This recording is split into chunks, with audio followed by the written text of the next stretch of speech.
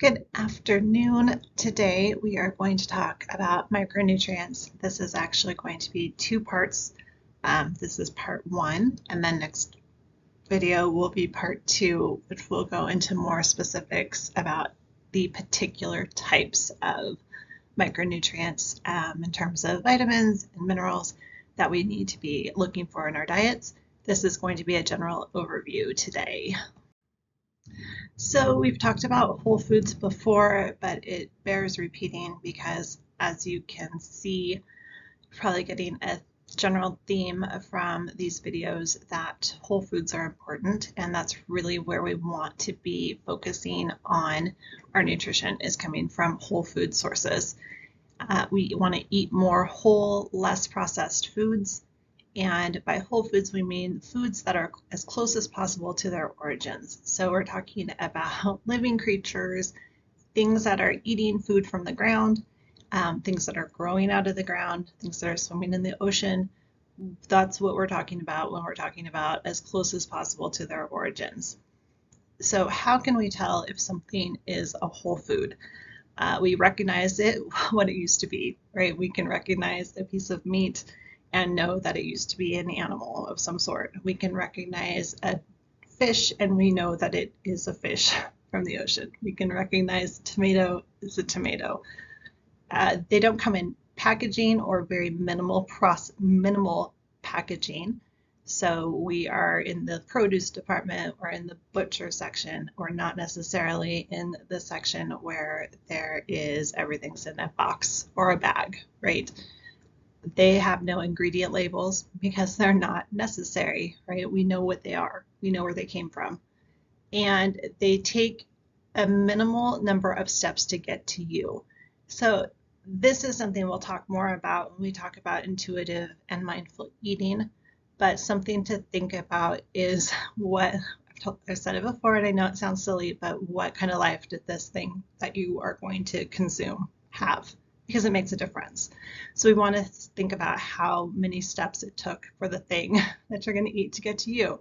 That's why I'm a big advocate of small family farms, farmers markets, getting our things as close to where they came from as possible. And then the other thing about whole foods is that they go bad quickly. So the reverse of whole foods is processed foods, right? And we want to be careful when we say processed foods, because all food is processed in some way, right? We have to wash it, we have to cook the vegetables. The cows and the chickens have been processed, right, to get to us. They're no longer alive. We're not doing that ourselves for the most part. And so there's always going to be some level of processing that happens.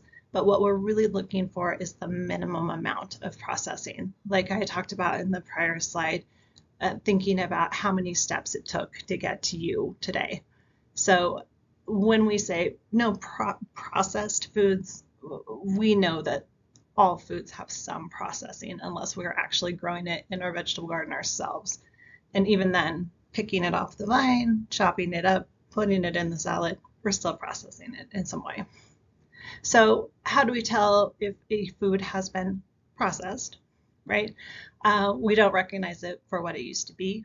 It's in a package or a bag or a box, right? It comes in some form that's not, you can't actually see what it is. There are multiple ingredient labels, so that's where we're seeing all kinds of lists of things that are in it that we can't pronounce. They take multiple steps to get to us, and they will keep for a long time. You know, some of us might have processed foods, boxes of macaroni and cheese, for example, that have been in our pantries for years, possibly even. So why do we care? Why do we care about whole foods versus processed foods? Why are we continuing to have this conversation? You may be asking yourself. Well, it's important because whole foods create an abundance mentality, meaning that we have a ton of options when we are talking about whole foods. If just take a visit to the farmers market on any Saturday or Sunday, and you will see the huge amounts of foods that we have to choose from, right? So there's always an abundance of options, an abundance of choices of things that we can put together in different ways and just make our brains think that we have a lot of options and choices. They improve nutrition quality and intake. So when we are eating food from whole sources, that is, we are getting the most of the nutrients and high quality into our bodies that we can possibly get. We get the nutrients in the right amount.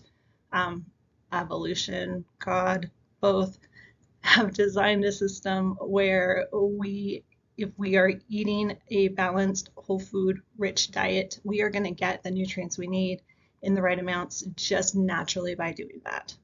And along those same lines, they are in the way presented to us in a way then that our body can process and absorb in the most efficient way for us to use. So also whole foods help us follow and respond to our hunger cues better. They're going to make us feel more full. We're not going to be as worried about where our next food is coming from because they're going to take longer to digest in our bodies, and they are going to help us feel full longer and not be as hungry during the day. Maybe not directly at first, but over time you will see that if your lunch is vegetables and a lean protein versus a quick macaroni and cheese from a box, you're going to stay less hungry and feel full the rest of the day with the more diverse and nutrient dense food than the box of macaroni and cheese or the frozen whatever, right? So that helps us in terms of our weight loss, our food choices, and all those kinds of things as well. So also along those same lines, our bodies are naturally going to start to crave those foods instead of the whole food or instead of processed foods. We're going to be eating more whole foods. That's going to make our bodies happy. It's going to make it what we want to eat. Again, it's going to take a little bit of time. That's not going to happen overnight. But if we stick with it, we will see that that's really where we're going to go. And we're going to not even want to eat the processed foods as much anymore. We'll enjoy our food more, and we'll connect to our ancestry and heritage in a new and different way. There's a lot to be said for the way that our ancestors ate, the way that our ancestors moved, and the way that our ancestors approached life, right? And I'm not talking about like my grandparents, I'm talking, all the way back. So there's really a lot to be learned from them, and eating the way that they ate really allows us to kind of connect with ourselves and our culture in a different way. So part of the benefit of eating whole foods, especially when it comes to vegetables and mushrooms, is that they are the best source of what we call micronutrients. One type would be the phytonutrients and micronutrients. So phytonutrients are the ones that come from plants. The micronutrients are ones that come from fungi like mushrooms, for example, algae also, but as we've talked about before, most of us are probably not eating a lot of algae. At least I hope not. But we could if we had to, right? If we watched the fats video, we know that. So what are the benefits of phytonutrients and micronutrients? They scavenge free radicals as antioxidants. So they are going to turn into antioxidants in our body, which are going to help us with our immunity and fight off other toxins, right? It's going to influence our hormone function. They help with DNA repair. They help fight bacteria, viruses, and other pathogens. They'll help lower our inflammation. They lower blood clotting and coagulation and inhibit fat synthesis and storage. So there are a ton of benefits to phytonutrients, nutrients, and micronutrients. Zoonutrients are found in animals. They come directly from the animal meat that we eat. They include keratin, creatine, carnosine, and CLA. The benefits of zoonutrients are they suppress tumor growth, lower risk of heart disease, they support healthy brain function, they help build stronger and more powerful muscles, They have lower oxidation, and they prevent glycation of blood cells. So we really want to be along the same, like I sound like a broken record and I get that, but it's really, really important that the healthiest animals raised in the best conditions are going to have the most zoo nutrients. So again, we're looking at how long did it take that creature to get to us, and then also what kind of life did this creature have before it became our food source. There's a ton of documentaries that are horrible, and you've probably seen them or heard about them, and you maybe didn't give them much thought one way or the other. But these animals that have highly stressful lives and are eating highly processed foods themselves that they're putting into the animals then become our food source. It's not the ideal animal for us to be eating. So again, small farms, as close to where you live as possible, so there's fewer steps, and getting them to you is the ideal. It's expensive, it's a pain, but it's well worth it in the long run, and better for the planet too. But now I'll get off that soapbox. So micronutrients also include vitamins. Vitamins are important because they help us with all our metabolic processes, such as growth, repair, digestion, energy transfer, our nervous system function, and immunity. Different foods have different vitamin forms, which is again why we want to eat a wide variety of different types of foods, natural whole food sources, to get as many vitamins that we need as possible.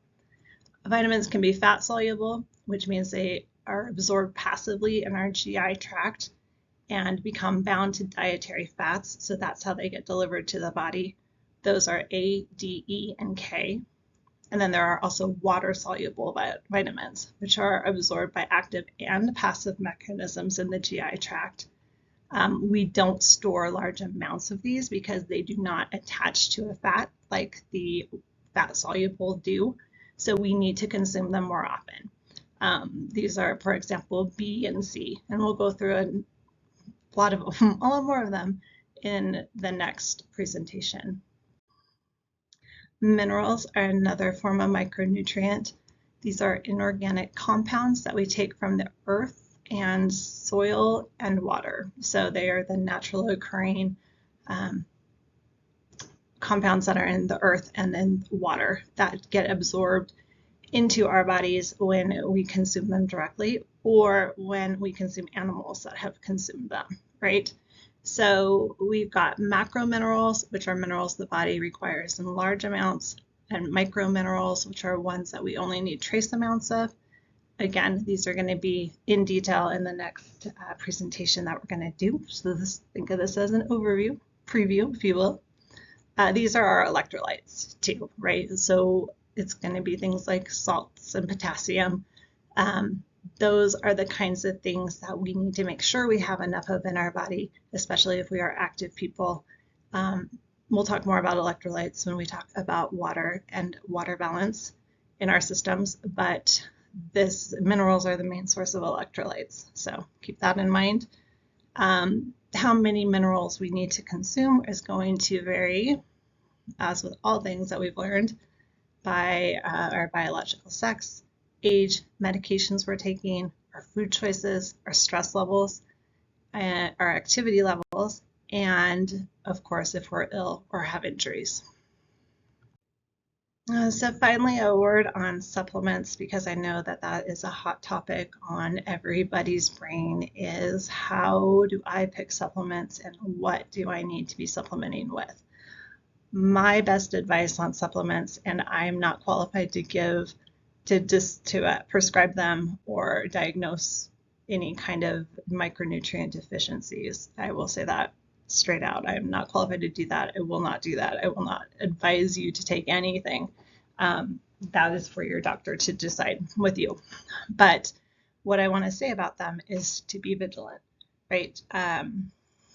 These are not regulated by the Food and Drug Administration. So you're really taking just a rolling the dice with what you're getting quality wise. I could literally go out into my garden and put some dirt and some leaves into a bottle and sell it on the internet and say that this is the fountain of youth, and nobody's going to stop me from doing that.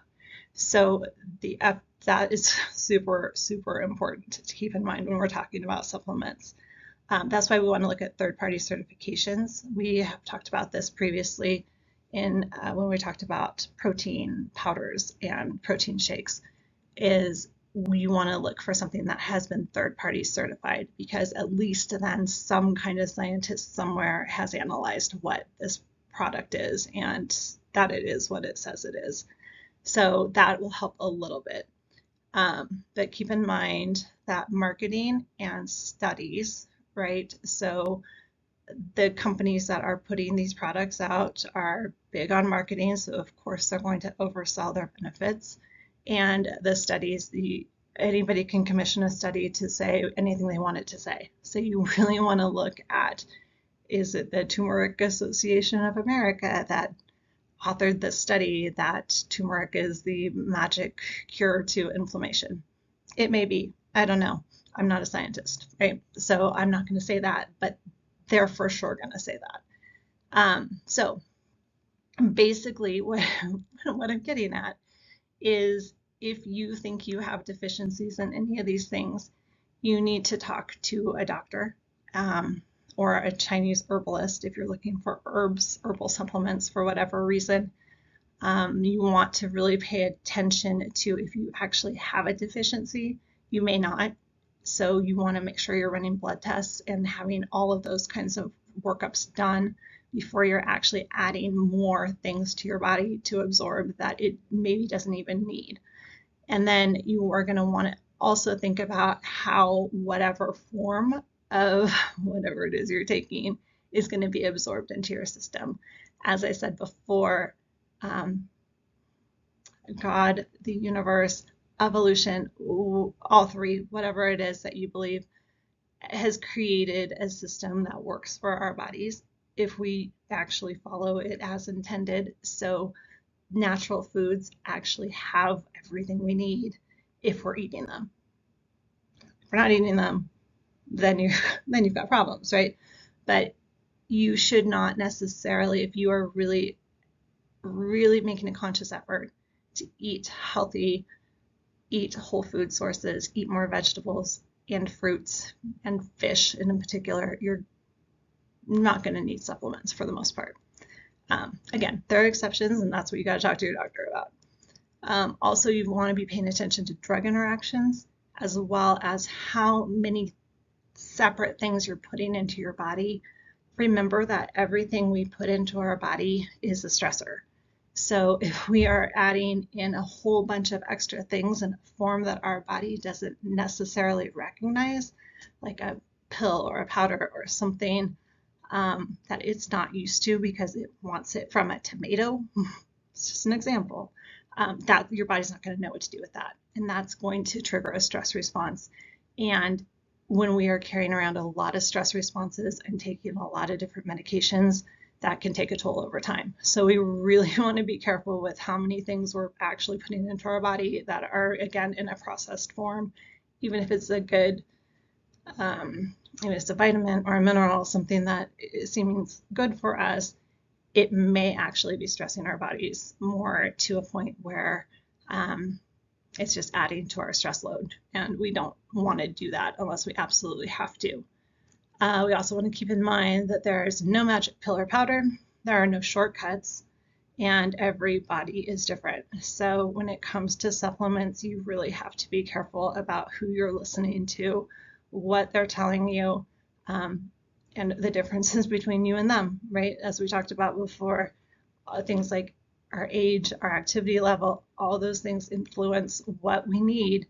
So, Tina TikTok or Izzy Instagram, which I've called them before, they're not living in your body. So if they're trying to tell you that you need whatever their magic thing is, maybe not. So again, talk to your doctor. Okay, I think that's it. Yes, that is it. So again, any questions on these things, micronutrients, next week we will go through more specifics, what does vitamin B do? What does copper do? What does magnesium? We'll hit those all next week, so don't panic. We'll get to it. And hopefully you're picking up what I'm putting down. Okay, text me, call me, email me, and we're getting through all this. So thanks, friends.